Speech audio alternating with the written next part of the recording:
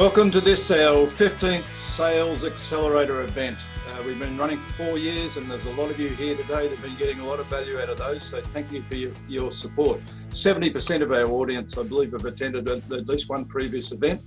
And welcome to those who have not attended before. I expect that you'll get great takeaways and enhance your sales and revenue, particularly with the three panelists we've got. Three of the most innovative sales leaders have been lined up to take your question.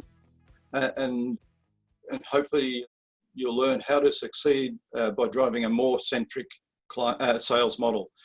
I want to just give my perspective on this topic. We chose this topic for a number of reasons. One is we had a lot of people asking us in your feedback to really get us focused on the area of prospecting and progressing of the deal through the pipeline and people and bring people to the table who are experts in that area and done innovative things.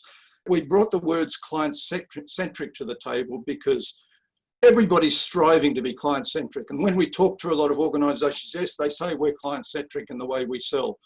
But the reality is when we investigate, a lot of people are struggling with that. And I find that I go out with a lot of salespeople, or in this day and age, talk to a lot of salespeople on Zoom and actually sit in some of their sales meetings. And I'm finding they very, very quickly gravitate to what's about them and not what's about the customer. Their company, their product, their service. And we've tended to encourage salespeople by giving them lots of training on product, that's what they can go and talk about. So we need to get back to being much more client-centric. So that's some of the feedback to why this topic, and we're looking forward to having the discussion with you. And so, as I said, we brought three great panelists together. I'm going to introduce these one by one, and I'm going to start with John Bedwani. Now, John is somebody that I've admired for a long time. Some of you will have noticed I've interviewed him on the Talking Sales series. He's really driven a lot of innovation into the world of sales. He's an author, but more importantly, he runs his own business and he's driving value out from some very significant accounts. If you go to his LinkedIn profile, you'll see all the accounts he works with, all the customers he works with, and you'll see some of the value he drives them. So, John, I'm delighted to have you on board. And I'd like to start by asking a very simple question. I'm looking for a 30-second answer here. When we say client-centric selling, what do you mean? Yeah, thanks, John. Can you hear me? I certainly can. Perfect. Look, client-centric is close to my heart. It means three things. The first is deeply understand the needs of the customers you're trying to serve and their customers. End of story there. Second is work out how they want to be covered. And the third is find out a cost model that you can afford to cover them the way they want to be covered. And if you do that, you're always in the heart of the customer, giving him or her what they need and what their customers need, and making sure when they're ready, they're going to buy from you because they trust you. A whole lot of questions are jumping up in my mind, John. I'm looking forward to this. I won't ask those questions right now. I'd like to move on to Ursula. Welcome along, Ursula. Ursula's got an outstanding record in sales leadership and driving innovation in sales in more recent times. I wanted Ursula along because Ursula's been working with some very, very startups that are getting into the mature stage, and she's really driven a lot of value in those, in helping them become much more client-centric in the way they sell and helping them get that hockey stick growth in sales. So welcome along, Ursula. And the question for you is, what do you mean by client-centric selling? John, it is a really complex question when we start deep diving into it. But in essence, to me, it is all about not falling into the trap of talking about our solutions and how we help our customers, but actually staying focused on the problem the customer experiences and why they should solve the problem and what value we can create for them. If we keep our true north on the problem and the value and the value of solving it, if we focus here, we are absolutely on the true north of client centricity. The other thing I would say is there is never one answer. And we really need to think about if we are in a transactional world or in a complex sales world, if we are in an emerging market or in mature markets, the answers look different, but we always need to focus on the problems we solve. Thank you, Ursula. Look forward to more discussion on those items. And then I'd like to move to Basil Batulis. Basil, welcome along. Basil is he's actually just left his role in Hitachi Vantara. As of Friday, I believe, Basil, you finished there. And Basil's been headhunted to go into a very interesting role with a large New York based startup and to deploy some of the things he's been doing in Vantara into that startup. So welcome along, Basil. Really looking forward to hearing what Basil's got to say. I've got to say, I've looked at some of the things he's achieved in Vantara in the last year or so, and it's blown my mind. So I'm looking forward to hearing about that. Basil, what does client-centric selling mean to you? Hey, good morning, John. Good morning, everybody on the call. For me, client-centric selling is an approach needed by all sales organizations today, right?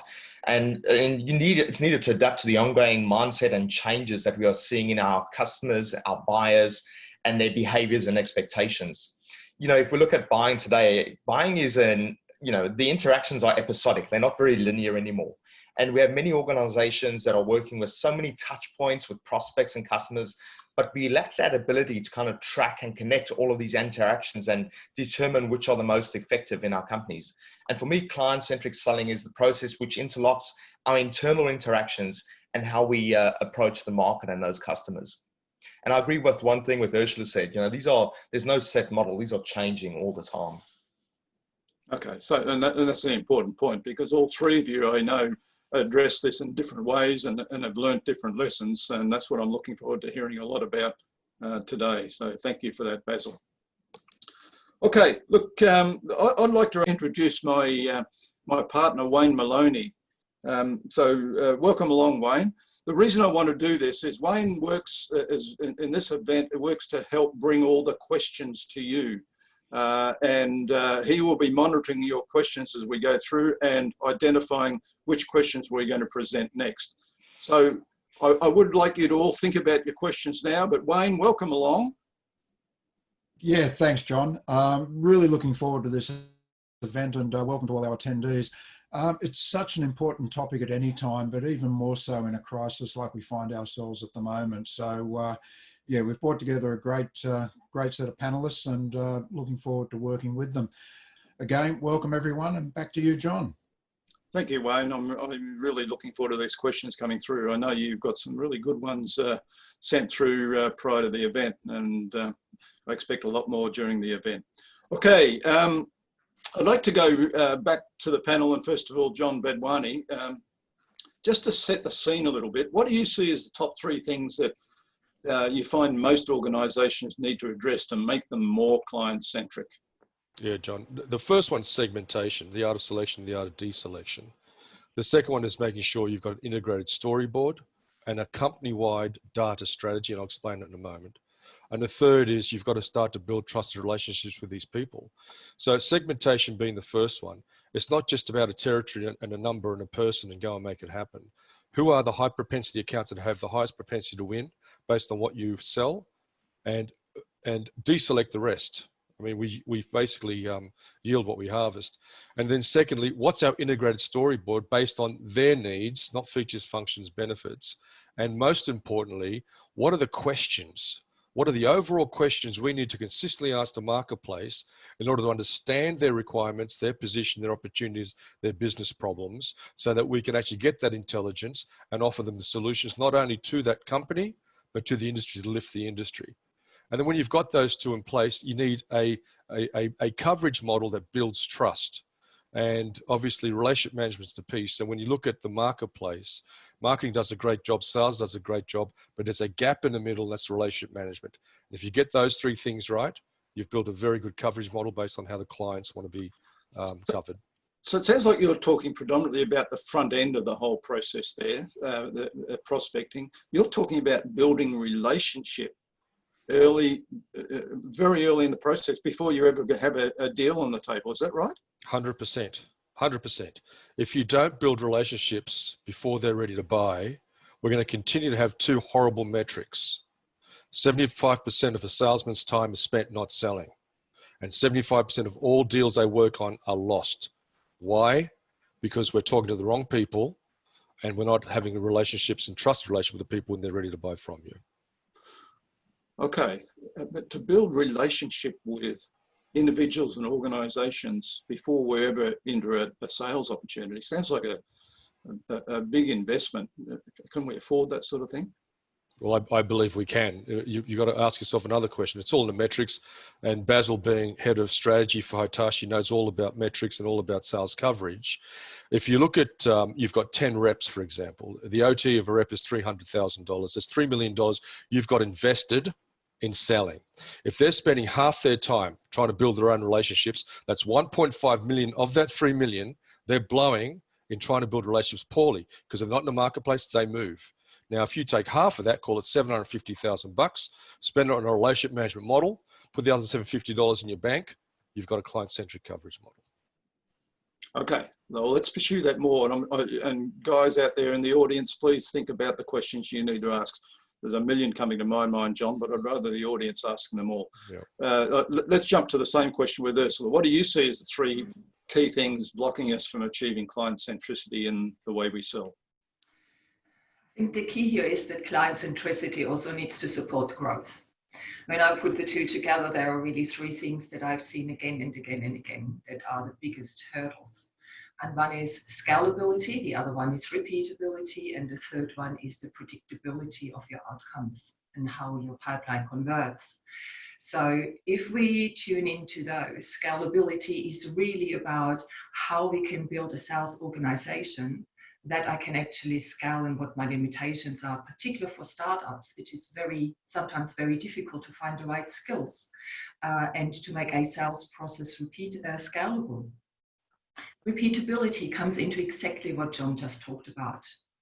Unless I can build repeatability into my sales model, it is really hard to grow because we are reinventing every time the wheel, and the cost of sales can kill us.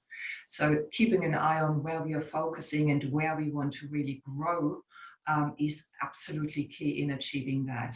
And ultimately, it's about predictability of outcomes. Forecast inaccuracy and unreliability is one of the biggest issues I see again and again and again. And we can only drive that by being clear which target markets we're going after, being clear about how we can repeat our success, and having a strong sales process and performance management to actually really understand where we are at in a sales process, how that translates into real outcomes.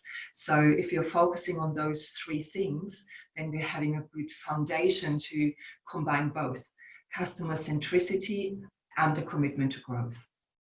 Okay, I'll come back to you in a moment to talk about how we might do that. Unfortunately, Basil has dropped out for the moment, so I'd like to go back to John and talk a little bit. I'll get you to talk a little bit about how, you raised three key issues as you see them. Yeah. I'd like to talk about how we can address those. What are some of the things you recommend to your customers, and the sort of things you do for your customers? Yeah, John, the first thing, and to everybody that's on this event, change your metrics, for goodness sakes. We behave based on how we're being measured. And my perspective is we need a balanced scorecard on the following. The first is, obviously, we need to drive meetings. And those meetings need to be qualified meetings with an agenda, with the right people, whether they're the influencers or the researchers or the decision makers. So that's the first thing. The second is we need metrics for pipeline. Now, these are separate metrics. Okay, so don't just do pipeline, you need pipeline as well. So we need to make sure that these meetings convert to pipeline. The third is gathering intelligence from the market. We don't spend enough time doing this or thinking about this. The reps go and do their thing, and all the data sits in their Outlook, no disrespect, and they leave, so do the relationships. We need a company-wide strategy to gather intelligence from every touch points we have across the enterprise. And with that information, we then are able to offer thought leadership based on how the customer wants to buy and based on what their requirements are. So that's the research piece that we need to do. Can I just jump in there? We teach salespeople these days to have their own personal brand, to be domain experts in the customer's domain, and to engage in their own authentic, unique way. Is that going counter to what you're just saying in the fact that we need the relationship between our organisation, their organisation, at the organisation level? Is that counter that a salesperson building a really strong brand and personal relationship? Absolutely not. It's complementary. Okay, not everybody can do everything. Let's face it. People don't want to buy from salespeople. People want to give permission to educate them. They want to get the education, and they want to make the decision on their own. Building a relationship is everybody's job in a company. Whether it's somebody in a warehouse, whether it's somebody on the phone, whether it's the rep, whether it's delivery people, everybody has the same objective, and that is to build the relationship. So what I'm suggesting is we need a metric on that, so that we know that when the rep gets involved, and my perspective always is the rep gets invited in as a subject matter expert and then gets permission to educate those guys and transfers that knowledge. When he or she gets involved, that intelligence is available at their fingerprints. It's almost like you go and get a test before you go to see the specialist. We provide the information that's required to the rep, so the rep becomes a specialist moving forward. So that's another metric that we talk about. The relationship is established before the rep even starts talking to the client. There is Absolutely. Already a relationship, and then the rep's role, or the salesperson's role, is to actually build on that relationship with their own authentic, unique way of engaging with the client. It's collaborative. My point is, give metrics and make sure that people work on those metrics. If you ask a rep to build pipe and also to sell, it's schizophrenic. While they're building pipe, they're not selling. While they're selling, they're not building pipe. So build a metric and build an organization that builds relationships, and have metrics for those relationships that is not sales, and you'll find you have a beautiful experience between you and the customer. Okay, let me go back to Ursula. You haven't answered that question. What are the things you believe we really need to focus on to ensure we don't block becoming more client-centric in the way we sell? Yeah, experience of working with about probably more than 100 different businesses has shown over time a pattern. And the best way I can describe this pattern is that we need to take a holistic view. And this holistic view says we can't just look at a sales process, or we can't just look at our next new rainmaker hire. We need to step back and look at how actually our whole sales operations work. And that definitely needs to take into account some of the topics John just talked about. But when I distilled it really down, there were really 6 things that we need to build to build the whole engine that can hum. The first one has to be the business model, our sales model. And that goes back to, where is our target market? Is it a direct business, an indirect business? How do we reach our customer? How do we engage here? Once we know that, we need to think about our revenue plan. And oftentimes I see a notion of, our number is 10 million and it's getting allocated out to salespeople without really stepping back and thinking where that revenue will derive from. And if you're really honest, there are only 4 places. We either sell more to our existing customers through organic growth, we do cross and upsell, or we need to find more market share and do stronger business development, or we develop greenfield markets, which is the hardest thing to do. Now, what I argue is that oftentimes all of that sits in the same bucket. But just thinking about those different revenue sources means, to John's point, different models, how we engage. We have different sales processes, we have different challenges. And we must not mix our account management and how we look after existing customers with actually getting through the door of new customers. That is a very fine balance. So once we know the revenue plan, then we can think about structures.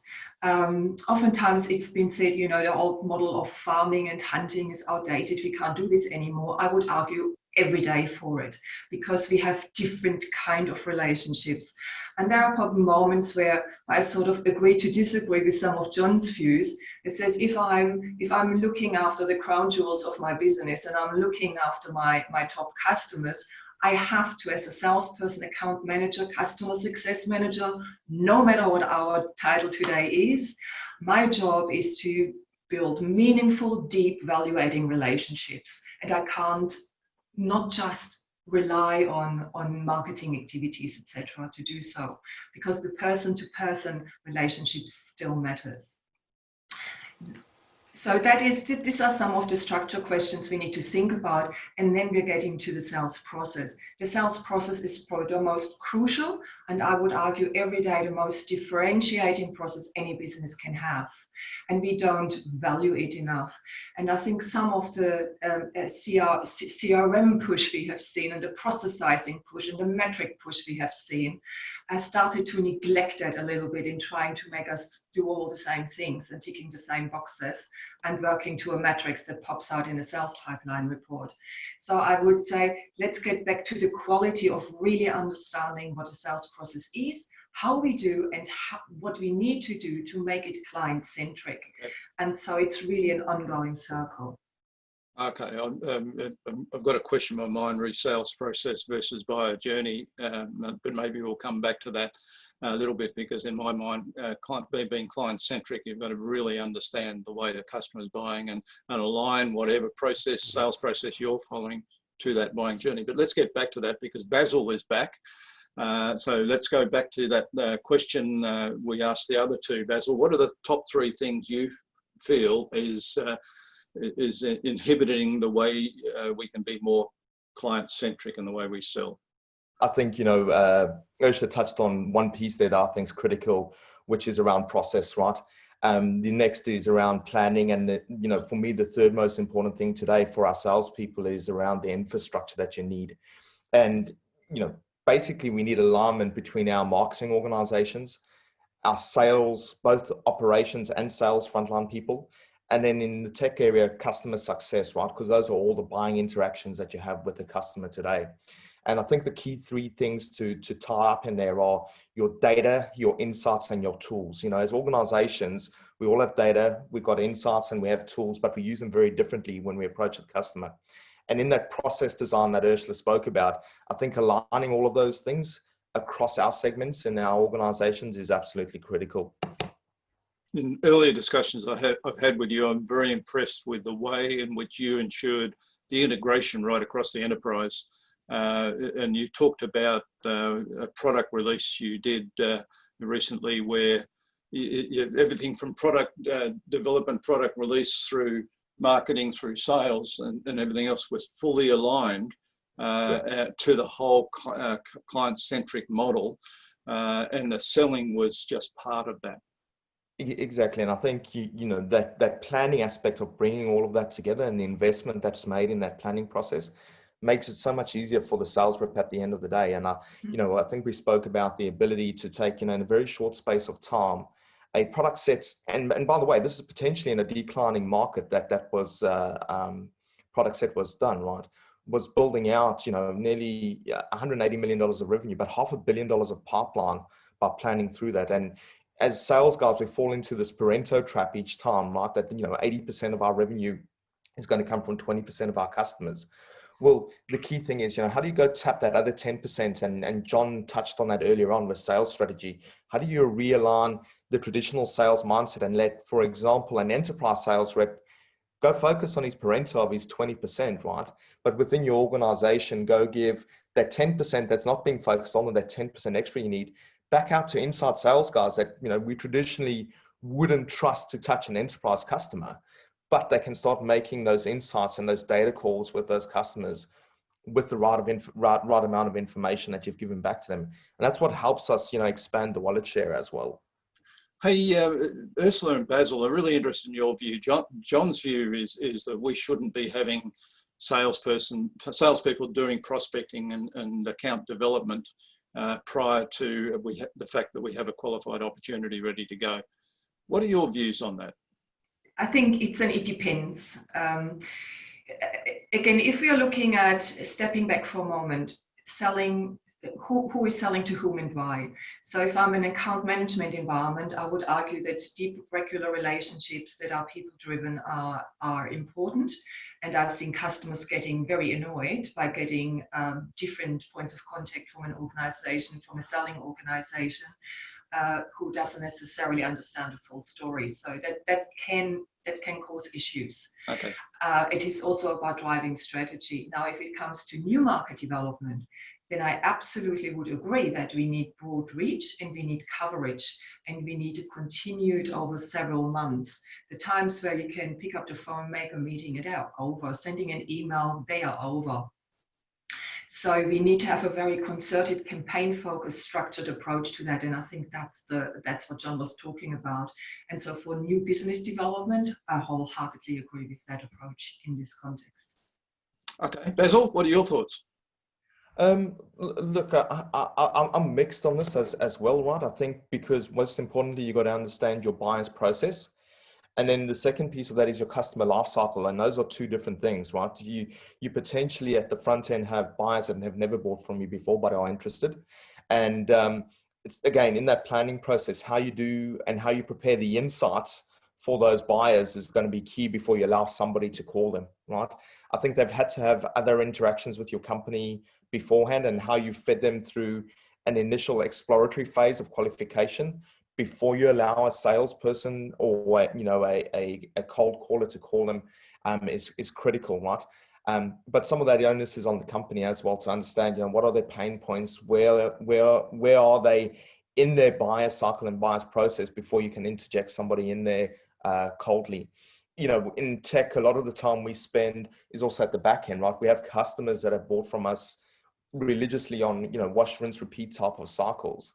But knowing that their customer life cycle is at the back, and then when to re-interject yourself in order to cross-sell or upsell is also key. And, I've worked very successfully in the last couple of months and the last 2 years about where to take the sales force and actually realign them into that process at the end of the day, because you could have a renewals rep calling them that's just chasing, the maintenance dollars versus a new product launch piece that you want to do, and you can interject into that customer very, very unsuccessfully, right?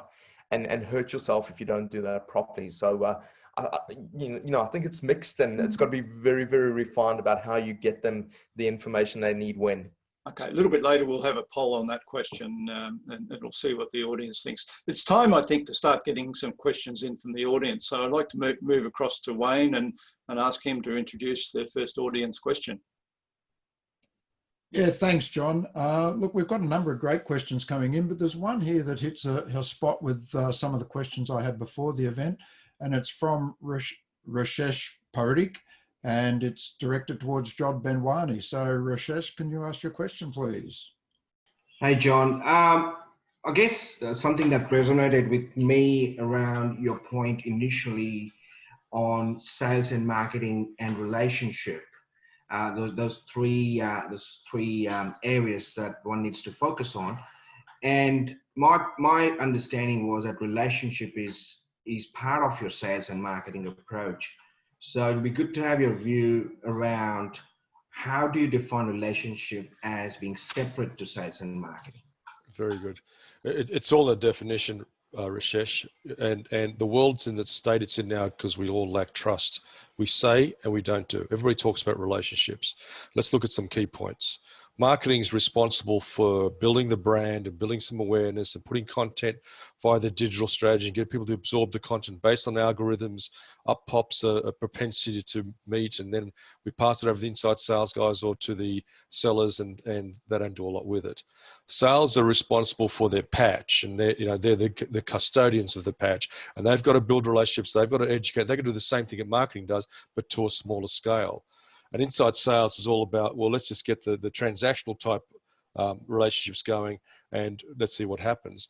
The reality we've got, mate, is one, everybody's on different metrics of what relationships mean, and two, what the customer wants is got to be the question we keep asking ourselves. Does the customer want marketing to ambush them? Does the customer want inside sales to ambush them? Does the customer want the sales guys? The answer is no. So my whole perspective on relationship management is almost a concierge single gateway between us and the customer perspective, where the customer knows that that person or that function has the ability to take on whatever comes to them and then to take it to the sales organization if it's sales, take it to the partner organization if it's partners, take it to the inside sales organization if it's inside sales, take the customer service department if it's in customer service. And that gives the customer experience the relationship they need to trust you. So Rashesh, all I'm suggesting here is it's a new business function that's implemented at a lower cost than you're currently doing between sales and marketing, allowing the customer to get a single gateway between them and you, and then ensuring that the right people are then in front of the customer based on the customer's needs. Is that helpful? Sorry, John, I've just unmuted myself. Just a very quick follow-up question on that. John, that was very useful. So to your point around a new function, and the cadence between that function and the customer around getting that information, is there a best practice, or is this a new area itself that needs some more work? Yeah, look, I believe there's a best practice, and it's one of the things that our business does. Obviously, I'm not about to talk about the business today, but there is a balanced scorecard that I mentioned a little bit early on that looks at ensuring the customer gets what they want, but at the same time, we get what we want from the customer. So it's about the meetings, it's about the pipeline, it's about the intelligence we gather, it's about the thought leadership and the research we give them back, it's about educating them based on what they want to be educated on, and it's about measuring the level of trust by contact. So when you change the metrics to a balanced scorecard that goes from meetings to money and everything between, which is one of the things that Basil talks about, the straight through, then you've got a relationship management model that you can put into place. And if we can do that at a lower cost than you're currently doing, there's not incremental money, then you've got a client-centric coverage model that you've implemented. Okay, great. Thank you. My pleasure, Rashesh. Okay, back to Wayne. Could you introduce the next question, please? Yeah, thanks, John. We've got Rami Yunus, and he's asking a question which is very similar to a few others that we've had, and especially a couple that I had leading up to the event. So Rami, can you put your question to the panel, please? Hey guys, yeah, question to everyone, please. I guess beginning of this year, picked up a few new accounts, and more beginning of March was when I picked up some new accounts, and these are much larger accounts than what I traditionally worked on. But right at the start of taking on these new accounts, we obviously got hit with the virus, and I've been finding it very difficult with building relationships with these clients, and I guess trying to establish quick rapport. Well, what's your advice on building relationships, especially during these times, and living in a virtual world now? So Rami, step one is you need to gather information that already exists in the public domain before you actually try to reach them. Forget this cold calling stuff. So, there are data providers that will give you information about the footprint of the account. There are websites you can go to. There's the LinkedIn sites you can go to find out. Go to their website and find out what's the news, what's their values. You need to find information about them where you can then have a perspective on their problems and their customers' expectations. You need that point of view. I would then go back to your organization, the marketing people in your organization, and the research divisions within the marketing organization, and ask them for their intelligence on those types of accounts. So we're talking about content and thought leadership. And then you need to gather all that together.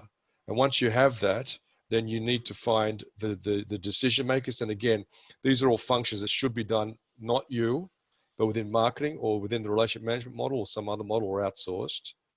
And then once you've got a point of view of what you believe the customers want and their customers want, then you need to reach out by some medium. And there's a whole different ways to reach them. A cold call is not going to do it. A letter to them initially, a business letter may do it. A conversation after that business letter to talk to the EA of that account to build a meeting with the executive and an agenda will help, so that when they actually are taking your call, they expect your call, they understand the agenda, they understand the benefits of having that call, and you've come together with intelligence, which means you've showed respect in being able to ask them. Now, that's a lot of work, Rami, and if you've got 20 accounts, you can't do it on your own. So I'd be going back to the organization to get that information that I just suggested you may want to get your hands on before you actually make connection. Interesting statement, mate, you made there, John, that we'll go to the poll a little bit later, but you know, the cold call is something nobody should be doing. I guess there's a lot of salespeople out there will say, "Wow, yeah, I'm putting a lot of time into it, and I'm being forced to put a lot of time into it." So I look forward to that poll. Ursula, have you got anything to add to the response for Rami? Yes, and I would, again, just looking at the times we are in, to remember that we are first and foremost people talking to other people. And in the times we are in, all our environment has changed. And trying to tune into what has changed for the other human being we're talking to at the other end, or we're sending an email to, or we're trying to interact with through social media. So that has all to do with our empathy, and it has to come from a place of confidence, that says, I'm here to engage in a dialogue with you. I'm not pushing anything on you. We understand things have changed, and let's understand together the new world we are in. So in a funny way, the way we interact and has to change from a tone of voice perspective, and has to focus more, I believe, on the person or the human being we interact with, rather than the business issues we were very comfortable to deal with in a given environment. The second I would say is it's not, we need to be able to communicate through multiple channels. And so that challenges us in different skills. So all of a sudden our writing skills have become far more important than they used to be. Okay. I agree to what you said there. EQ is becoming more and more important. So salespeople with really good EQ and giving them the resources and the information and content to be able to communicate effectively with their clients. It reminds me of what Ian McLaughlin has found in his research is that the most effective salespeople in this day and age are those that are humble and slightly on the introverted side of the introverted extroverted, which is typically not what we see as salespeople. Yet they're the real communicators, and we need to have the organisational structure supporting their engagement with the client, leveraging their capabilities. Basil, your thoughts? Yeah, look, I think there's some good points that made in there. You know, one thing that resonates with me with what John said is you got to take that work as a company. You got to take some of that work away from the sales guys, right? Rami's points around, you know, having a big customer base. How do you cover that with one buying transaction? If we're looking at it today for ourselves, we spend a lot of our marketing activity, right, identifying the buying personas that are going to buy our product. Because it's not just, you know, if you're selling into the data center anymore, you're selling to the security manager, you're selling to the CFO, you're selling to the head of compliance and risk potentially in the customer. And what are you looking at in terms of that buying persona? And it takes a lot of effort and a lot of alignment in your planning stage to get your marketing team to be able to drive that message through to each of those personas, because it needs to be tweaked slightly each time. Now, you know, in Rami, you know, I'm not too sure which company you're from, but in some of the stages you have a challenge, right? Because you may not have a very active marketing department, or in current times, marketing budgets are being cut back dramatically. And, you know, what I'd say to you as, you know, like a tip, and we do this, we gave this to our sales reps, is take something like Sales Navigator inside of LinkedIn, right? And really build that profile out of your customer and who the buying parties can be. And just try to think, you know, outside the square as to who's going to be doing that potential buying. When you start running into your procurement now, or you start running into finance inside of the organization, they're going to be running very different KPIs and metrics around what needs to happen inside of their organization.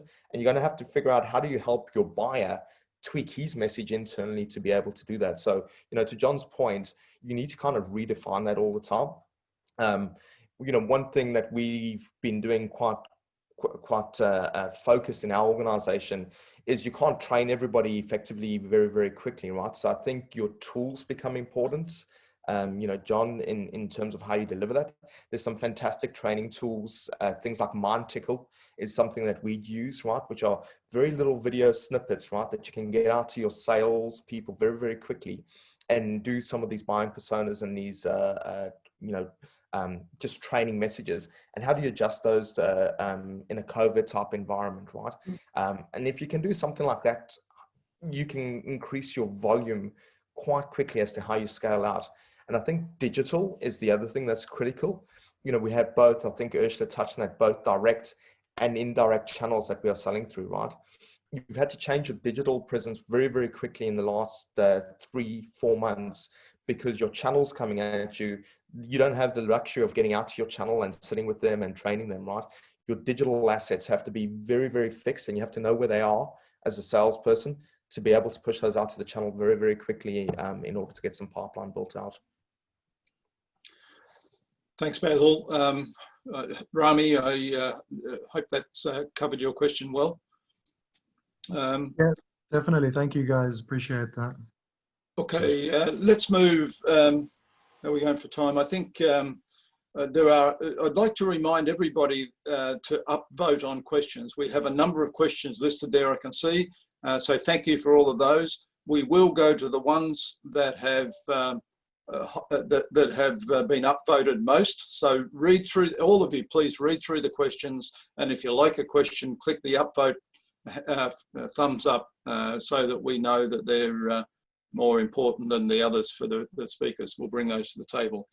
I'd like to just take half a minute to do a quick ad break, if you like. We sponsor these events, Sales Leader Forums, that is, and I'd just like to mention that we run peer groups for sales leaders, and it's peer groups of 10 or so people, bring them together, and each work with each other to learn more from each other, to develop strategies that they'll go back to their company and implement to drive change. And all the stuff we're talking about today, very, very good for sales leaders to get together and discuss. We will be, I think it's in about 4 weeks. I've got the date and I haven't got it right on me right now. We will be forming a new group and we'll be having the first introductory meeting. Anybody that wants to come along to that group and be potentially part of a group, please give us a call. We would very much like to have you on board. And the group we're forming will be largely as a service sales leaders. This is for sales leaders that own the company revenue plan. So as a service sales leaders, and I think most of the ones that we're getting together are actually software as a service sales leaders. So if you're one of those and you'd like to join a group, please get in touch with us or go in via the website and register your interest. The salesleaderforums.com website.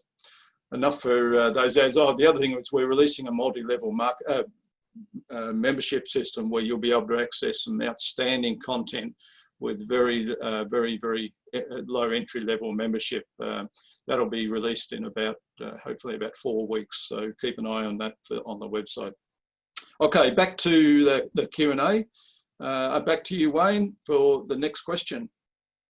Thanks, John. Next question's coming from John McLaverty from Skybridge, and it's a really interesting question on how customer-centric selling affects other parts of the business. So, John, over to you. And that's John McLaverty, not John Smybert or John Midwiney at the moment. John, give us your question, please. Thanks, Wayne. Good morning, all. Yeah, John McLaverty from Skybridge, and I guess yeah, get your message around the customer centricity. But I guess my question is there a danger of being too customer centric in the sales process that additional pressure is then placed on other parts of the business, operations, IT, etc.? And I guess if so, what does the sales team do to limit this? Great question. Great question. Can I have a crack at it, John? Okay, John, go for it. It made me laugh. I think it's really interesting that if we feel we're very client-centric in the sales operation, the rest of the organisation isn't. Yeah. There's some work to do there, and if you're the salesperson, you've got to question if they're not going to do the work, and maybe you're not in the right organisation. But I'll let John address that. John, my initial thoughts were if you believe in your, or not your organization, any organization, that by putting the customer first puts more pressure on the organization, get out of the organization you're working for. And the reason why I'm so blunt with that is because we all sign up to change or to transfer time for value and value for money and experiences. And if we're going to make a promise to the marketplace to deliver X, then we need to make sure we have the IT, the data, the processes, all the good stuff that Basil talks about to be able to offer the experience to the client better than anyone else.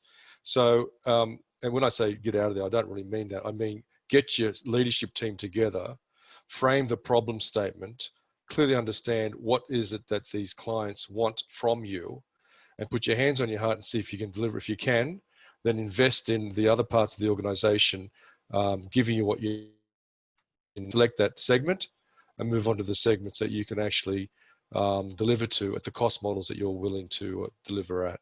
Hope that helps. Yeah, interesting. Basil, this is one for you, I think, because your whole focus is on that whole end-to-end across the enterprise, and the sales centricity or customer centricity in the sales operation is just part of the whole end-to-end chain, isn't it? Yeah, no, absolutely, John. And I think, that question kind of makes me really nervous, John, saying that, because there's nothing worse than a sales team that would potentially feel unsupported, right, in going through this. And I think we're all struggling at the moment. It doesn't matter where you are in the organization. If you're in IT, you're getting your budget slashed. If you're in marketing, you're getting your budget slashed. If you're in customer service and delivery, you're getting your budget slashed. So everybody kind of wants to move away from committing to things. But I think, at the end of the day, you have to come back and refine these, all of these areas that you're working on all the time. So, we've done simple things as an example, right? Like our marketing department's going, hey, we don't have the budget anymore to be able to do all of these things that we did at the beginning, right? And we said, okay, well, let's just come back and refine this a little bit more. Let's go back to a very basic RFM structure. So, how recently, how frequently, how monetary do we look at our customer base that we're about to call on? Because we now need to go mine our existing customers as opposed to spend a lot of money back out there on prospecting.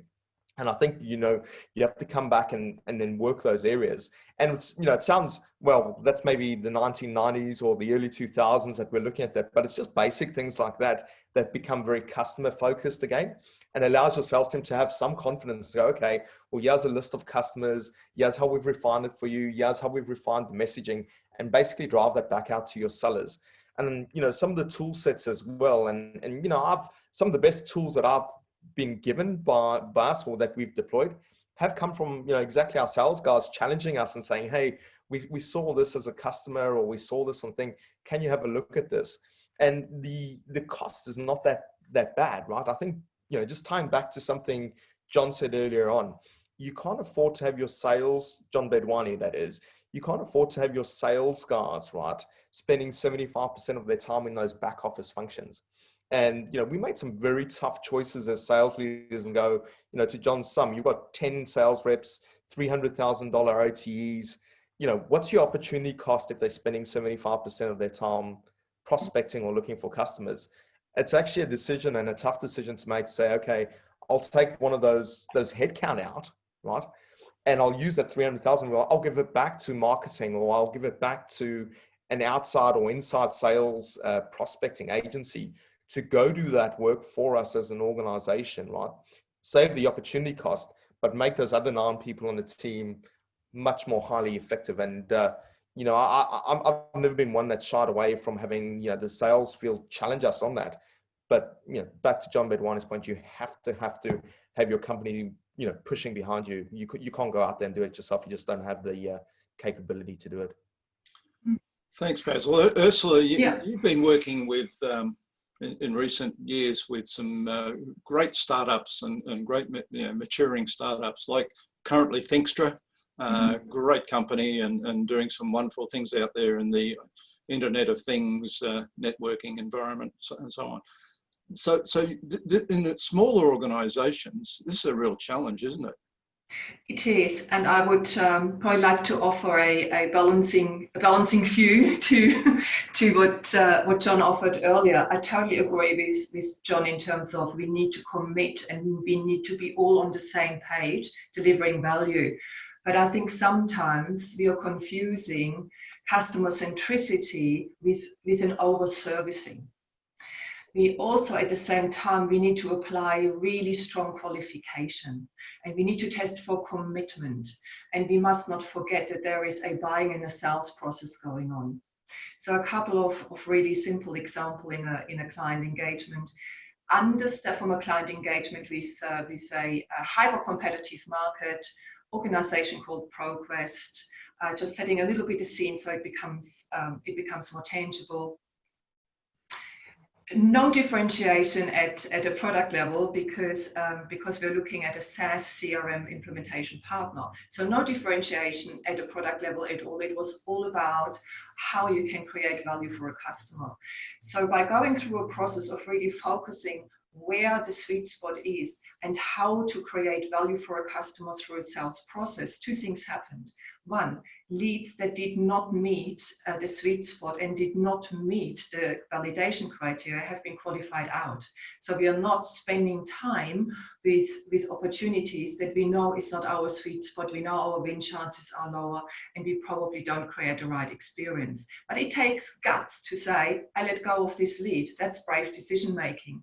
At the same time, going through the discovery and through a complex and long sales process, we need to be careful that we don't overspend on cost of sales or it breaks us. So there has to be a healthy qualification and a healthy pulling back of going from give you, Mr. Customer, what else can I do for you? What else would you like from us? To make sure that we have a balanced approach of give and take, and we're testing for commitment, and we're still in managing a sales process that leads us to an outcome. The two best words I've heard from my clients is, as salespeople, we like, or sales leaders even, we like to have happy ears and pink colored glasses, because we naturally believe in that we will win this opportunity and we all want to give more. It is very hard to step back from that and have a cold-hearted view of hard qualification and evaluating where we really sit. I'm interested if John's still there to get his view. I mean, Ursula, but you focused a little bit there on the opposite side of the question, and that is over-servicing versus under-servicing. John, are you any comeback on the answers to those questions? John Laverty? Thanks to all. Well, I'm a little bit worried because for John's point, I just signed up to probably take on that role of aligning the business, and to Ursula's is that there's been a lot of over servicing promised in the past. So my actual challenge is to get that aligned so that I guess our sales offer is in line with our processes, which is meeting that customer demand. So, I appreciate both sides. Good stuff, John. Thank you very much, John. I think it's time to go to that poll I promised. If Sam, our producer, could bring that up. John Bendwani's made a few statements about, salespeople shouldn't be prospecting anymore. Salespeople shouldn't be doing cold calls, and a lot of that can be done through an integrated approach across the organisation, whether it's marketing or SDRs or whatever it is. So, so if we could bring that poll up now, thank you very much. There's actually two questions in the poll. The first one is, what percentage of your own sales opportunities should salespeople ideally be responsible to find? Should they be responsible to find opportunities? Now, I think this will vary from organisation. There's no one fixed answer, but interested in your views on that. And then the second part of the question, what is driving salespeople to do so much of their own prospecting? Now, the assumption behind that is perhaps salespeople shouldn't be doing shouldn't be doing as much prospecting as they currently do, and you may argue for and against that. But either way, if we could get better qualified prospects with less time and effort being put into them by salespeople, it could be of high value for the organisation. So would you all like to jump onto that poll, answer those questions? A little note on the bottom here saying the host and panelists cannot vote. So John Bedwani, sorry you can't influence this poll other than the arguments you put forward. Anything you want to add to my explanation on that poll, John? Look, I think it's self-explanatory, really. If you gave a salesman the opportunity, would you rather be selling or qualifying? The answer is selling. So why aren't we doing that? And the answer is because we're not getting enough pipeline for the salesman to keep busy selling. So if we want to be innovative, let's think about things that we've never done before. And let's try to crack those. And if we can you imagine every salesman doubling their selling time? Can you imagine what that'll do to an organization? And can you imagine if what we did is we gave them qualified opportunities that they have a high propensity to win? That's where this whole thing's going. Well, it's certainly a challenge you're putting forward there. I know everybody look at my age, and at 70, I've been in the selling world for many, many years. It's always been a challenge. How do we get more salesperson's time selling and selling effectively? And this is just one aspect. If we can bring them qualified leads and then they can do the selling, there's an argument that they'd be more productive. There's the poll results. Interesting. So we've got 21% saying more than 75%, and we've got 32% saying less than 25%. Nobody saying none. That's interesting, John. That's cool. Yep. There would have been one. There would have been one there, I think, if you had been allowed to vote, right? Well, I just keep going back. If you want to be busy not selling, go right ahead. Okay. This would vary though from the different types of organisations. You work with typically organisations selling to large corporates and needing to build relationships with large corporates and so on. If you're selling more of a transactional B2B, would prospecting in your mind be applicable in such a case by salespeople? It's not as important, obviously. But if you're in a transactional business, then you need less salespeople. You need more digital. So there's a spectrum here, right? We're talking about relationship management type selling. And if you are in a relationship management type selling, where you're talking to one or many people about complex needs and how you can help them, you want to make sure the reps are busy, introduced into these relationships and closing deals through offering information rather than trying to find their own. I go back to the analogy. If you're a doctor and I just rang you, John, I said, hi, it's Dr. John here. Next time you're sick, come and see me. You wouldn't come and see me, would you? So we've got to stop this nonsense. We've got to build a better model to equip our sellers to be introduced to the subject matter experts and let them do the business from then on. Okay. Second part of the poll, interesting that the one that came top is just not enough leads from other sources and salespeople. Yep. So everybody does agree with that. We need to get more leads and more quality leads, which is the second one there for our salespeople to work on from other sources other than the salesperson. So most people are saying salespeople should prospect, but they're saying they should be getting more qualified leads from other sources. So thank you very much for the poll feedback there. Over to you, Wayne, for the next question. Remember, everybody, upvote your questions. I can see 2 or 3 there have been voted with 3 votes and 2 votes. Make sure you're getting that in.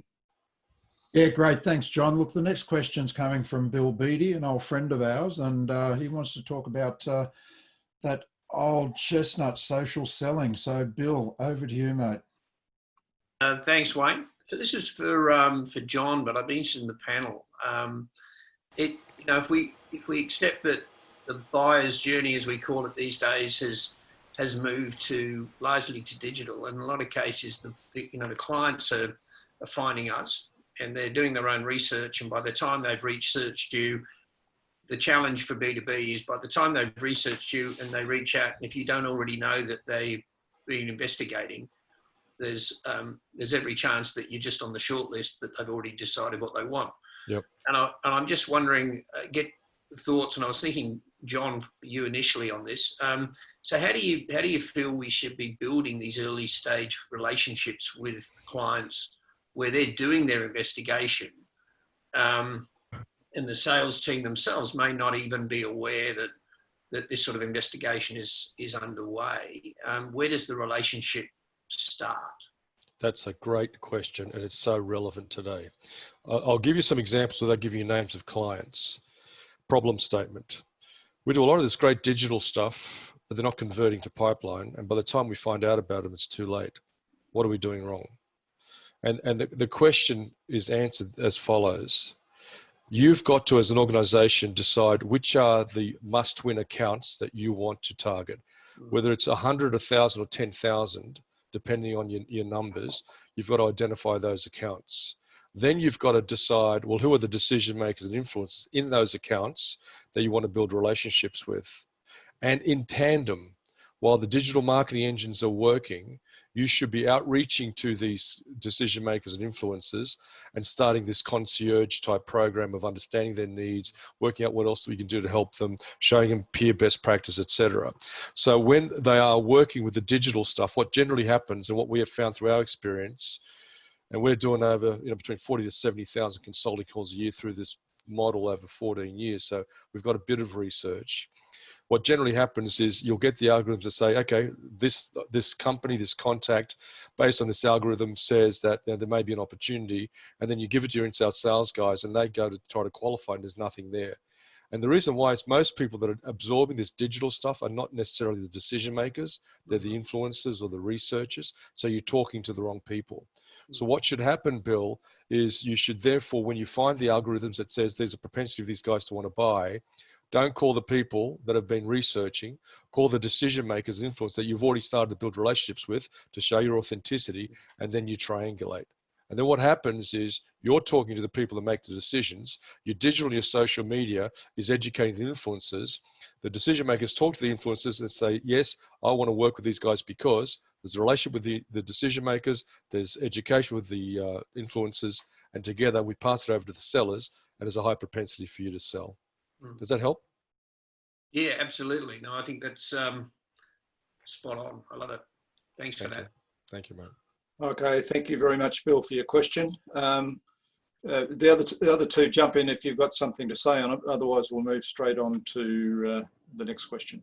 Yeah, John, I was just about to touch on what Bill said there and what John said. I think, I said that at the beginning of when I talked about client-centric selling. And it's really pertinent around social selling at the moment, right? That the buyer's journeys are episodic. They're coming in at very different levels all of the time, right? And I think John Bedwani nailed the answer there. And the biggest work that we have done in our organizations when we joined that, right, is going and saying, okay, if I've got a social media asset or social asset that I've put out there, who has hit and who has used that social asset from that customer base? And as quickly as you can get that information back into your physical sellers or your salesperson, that is where they need to then go out and build their map, right, of who they're going to engage in the customer. And to John Bedwani's point, don't go back to the person that downloaded that. Go to the other people that you haven't covered, right, and be able to give them the insights and going, okay, well, your head of risk, for example, looked at this as a solution. You now sitting inside of the application center or inside of the data center trying to get your pieces done. Here's your message that you take, back to your head of risk as to what he's seen and how you want to close it off. And that's really critical for me. And I think, the assets that you have in the organization, if you're creating new assets out there, or you need to go and even revisit some of those assets as a marketing organization, specifically with COVID, right? Go out there and get those done today. Because they're changing. You've seen a lot of adaptation, the companies that are moving very, very quickly. Payments a big issue, right? So especially in tech companies now, if you were a Tashi where I was and you're a very infrastructure rich company, you're always kind of waiting for that customer life cycle to refresh it. Well, you're being eaten away by the cloud providers or the SaaS providers that have some form of subscription model, right? You got to go reinvent yourself very, very quickly and go, hey, well, you know what? We can do a smart lease or some kind of deferred payment model that we can come back and give our salespeople very, very quickly so that they can address the different pieces. And that ties back in on social as well. So, you feed that information back to the person that was, and if you got the right tools in the marketing organizations, they can do that quite quickly without revisiting or re-platforming your whole, Marketo backend or your whole customer success backend at the same time. Okay, thank you very much. Let's go to the next question. Wayne Maloney. Yeah, thanks, John. We've got Simon Lane. Simon's been a regular attendee of these events, and he's put a question up that's been upvoted by the rest of the attendees. So, Simon, over to you. Thanks. Good morning, Ursula, Basil, John, and John. I feel like I need to change my name to John just to fit in this morning. Look, I run the commercial and industrial division for Ricoh Australia. So we sell, high-end capital equipment with an ongoing annuity model, and about half our eligible market has been, I'll say, devastated by COVID. There's certainly been some significant issues, and that's been exacerbated by lockdowns. For example, in Melbourne, which represents for most businesses about 30% of the total eligible market. We put a lot of work into launching a new solution and did a lot of segmentation, which a lot of that went out the window with the lockdown. So we're seeing segmentation models switching from month to month, and then highly effective sales teams have been rendered ineffective due to just where they are. Just wondering if you have any tips based on your recent experience about how you're able to maintain an agile segmentation and coverage model. And I'll put in while maintaining customer centricity. That's probably less important to me right now than making sales, frankly, but being customer centric is clearly critical. But it's actually about how do we stay flexible on our segmentation and coverage model.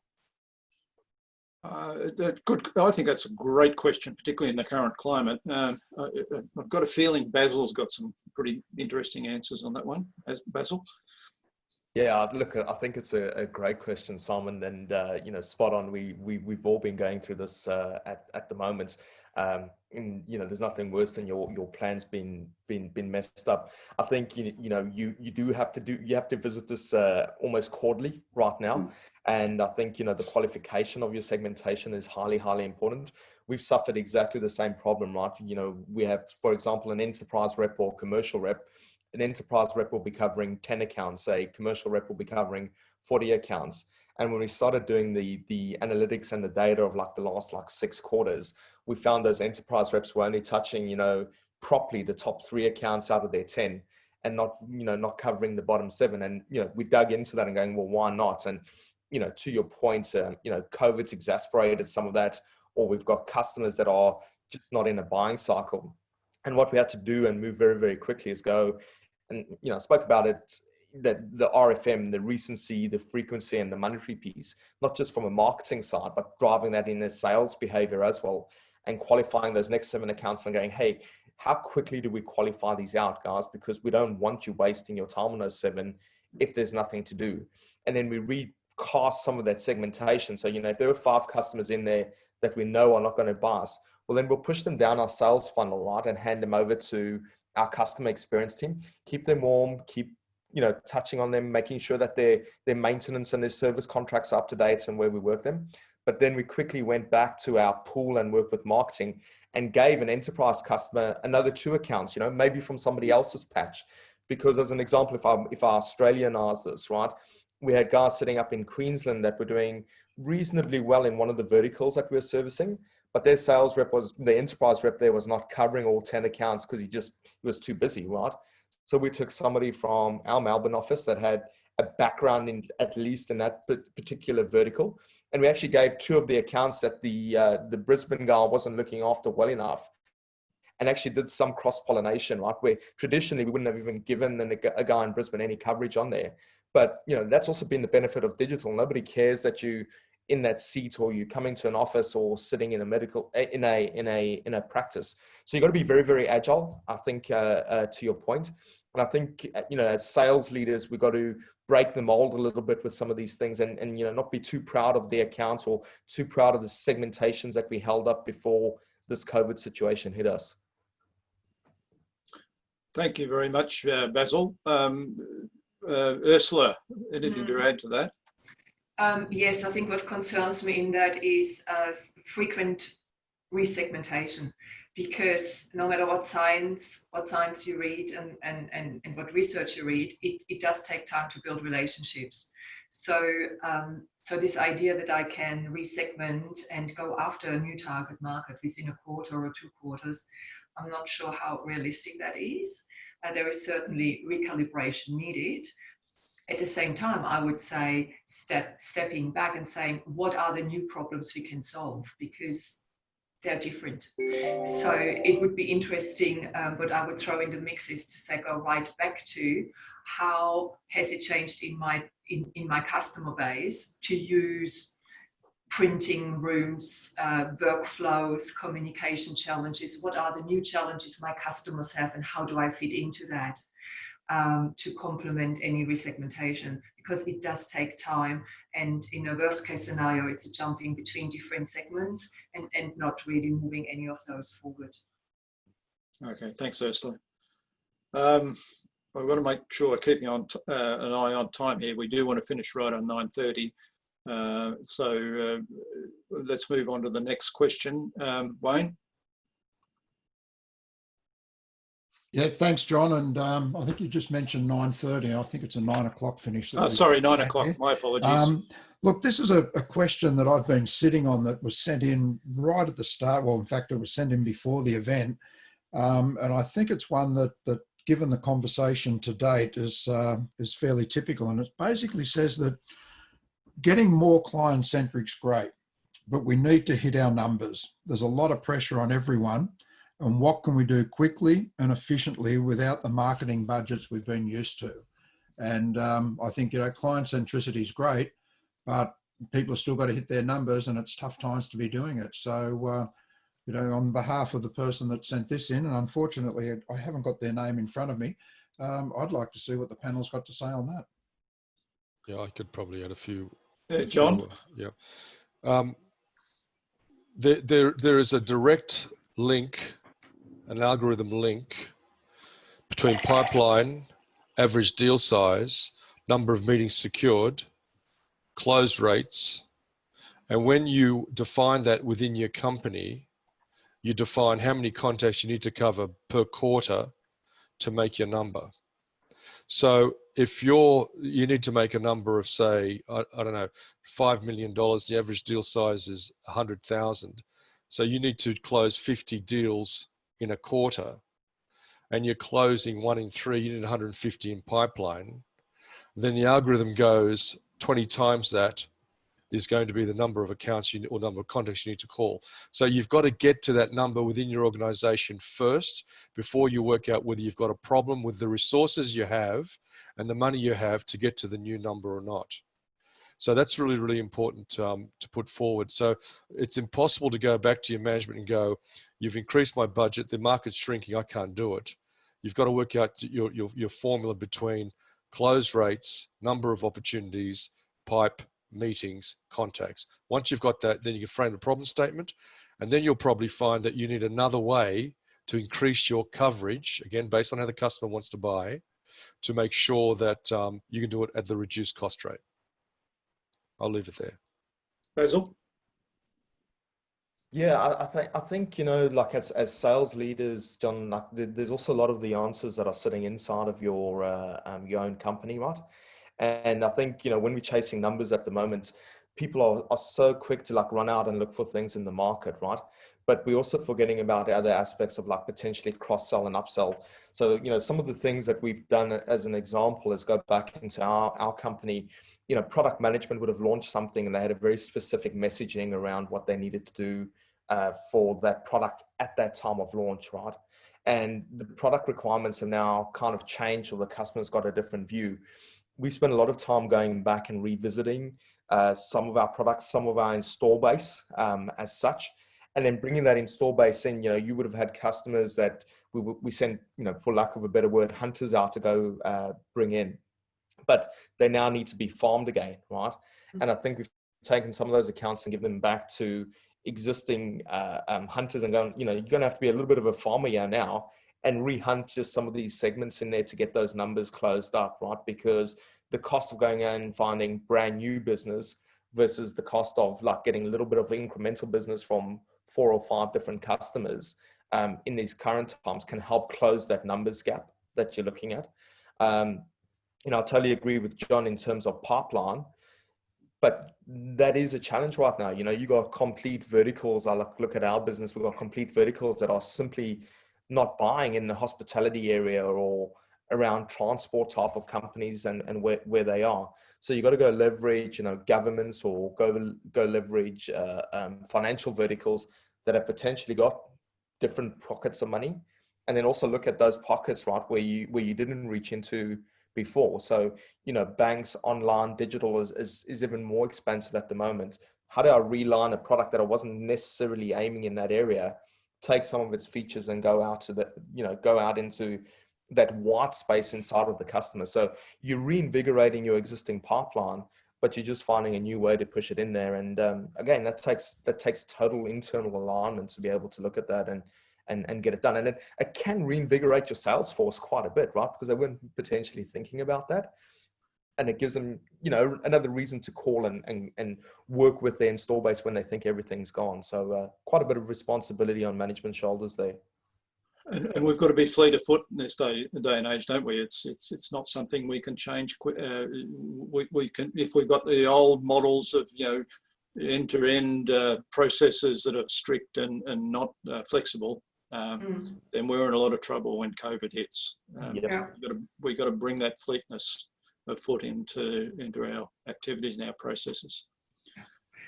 Probably one thing I would like to add to that question is coming back to target, to really being really clear about the targeting on what problems are worthwhile solving. And I just want to share an example here with Thingstra you mentioned earlier. We're in the Internet of Things place. We are from a startup into a scale up. The hockey stick pressure is there. So the pressure is incredible. So when we went through rethinking what does the change mean to us? What does COVID mean to us? We had to think about what does it mean to our prospective customers. And so we very quickly said, okay, we've got to place our bets. And the bets we've placed was for example, in supply chain management, because we've seen there the greatest problems to solve and the greatest value to create through connecting assets through the internet that helps to solve actual real business problems that people are tasked to solve. So operational people in supply chain are tasked to build more resilience, to build a shock-proof supply chain so we can get enough pasta and toilet paper on Woolies shelves. So, but that gives, what I'm trying to say here is that gives focus, and the resources we have, we can focus on a particular target market where we understand the problems. We know that these are problems they want to solve, and we can galvanize our expertise towards that.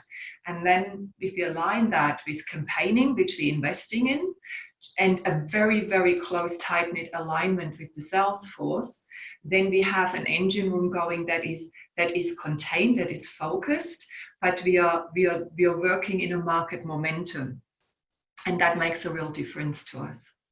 Okay, I've got a message here from Wayne saying he'd like to try and get in 2 more questions. I don't think we're going to achieve that, but Wayne, have you got something where we can get a very quick answer from each one of the panelists? Yeah, I think so. Jan Sky's put a really interesting question there, and it's pertinent to the environment we're living in at the moment. So Jan, over to you. Good morning, and thank you. I'm from Sky Training, and I work in the area of neuroscience, and albeit I still do sales as well, because I'm selling to my customers. But my question is this, and I believe, Ursula, you actually gave a really brilliant answer before even hearing the question. It's given the fear-driven environment in which we're living today, what experiences have you had in relation to sales?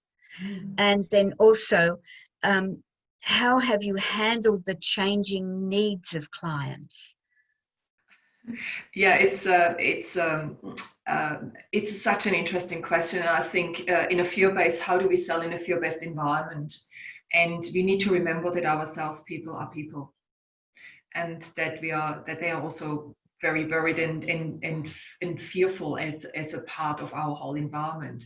So Jane, you will know much more about this than I ever will. But what I do know is that when we work under fear, then we shut down and we become defensive, and we have trouble we have trouble actually engaging from an empathic point of view. So in a funny way, the more, as sales leaders, I think we need to be conscious that the more pressure we apply, the more metric we drive, the more activities we drive, we need to be cognizant about the emotional impact it has on our salespeople. And we also need to be cognizant about the person on the other side of the table. So unless we do, dare I say, work on our mind engine at the same time to be able to maintain stability here, we will find it harder and harder to have meaningful conversation. And the sales leadership have a very, very significant role in that. I've seen pivotal. I've seen some of my clients, the sales leader has just gone out of their way to embrace all their salespeople, to talk to them about how they're feeling, and they've gone out to their customers to do the same thing, and it's made a massive difference in doing that. Anything from the other two before we close it down? Sure, John. Just quickly, collaborative experiences is how I'd answer that.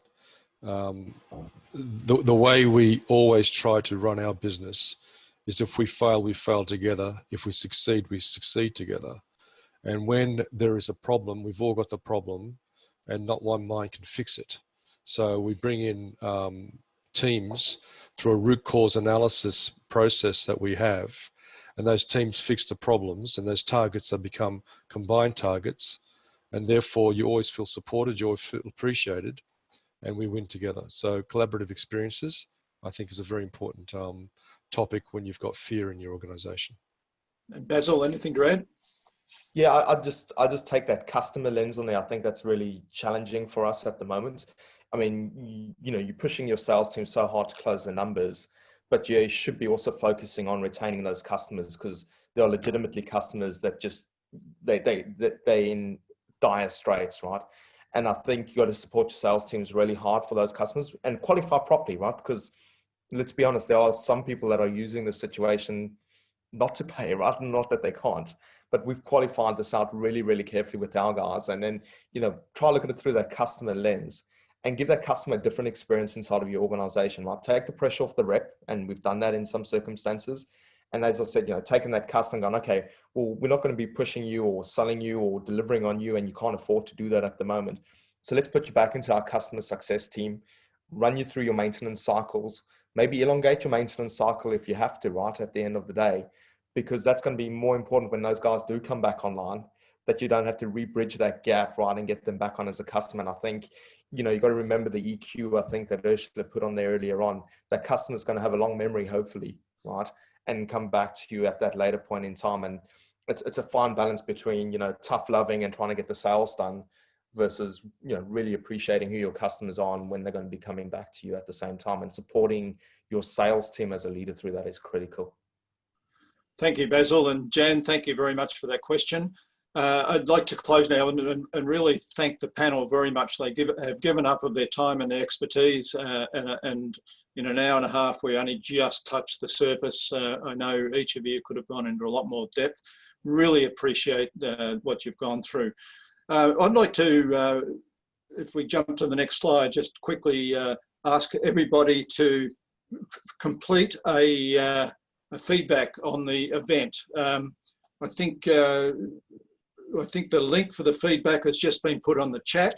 We'd really like all of you to jump in and just take 2 or 3 minutes to give a feedback to us. We really rely on these very heavily in planning our future events and making sure we deliver as much value to you as we possibly can.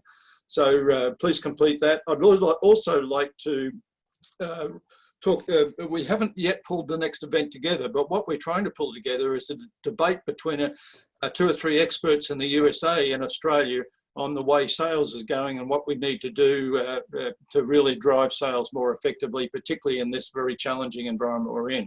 So pencil in the 13th of October at 7:30 a.m.